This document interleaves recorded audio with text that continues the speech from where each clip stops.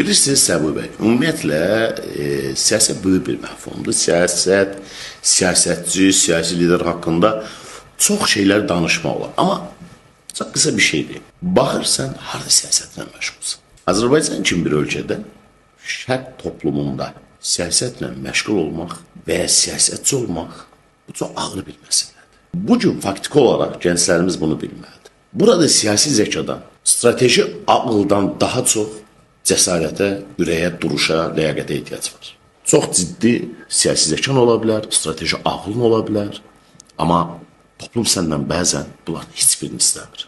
Xalq səndən sadəcə bir cəsarət istəyir. Bir ləyaqətli duruş istəyir.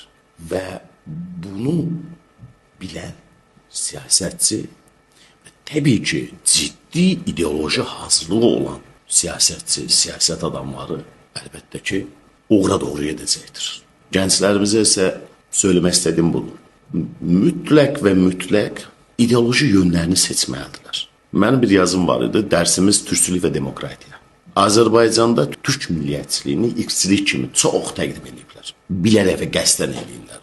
Türk millətinin kültüründə 4 əsas faktor var. Özgürlük, qanun, xalq və ədalət. Bu kültürə sahib olan millət əlbəttə ki, demokratik cəmiyyət qurmağı daha çox haqq edir.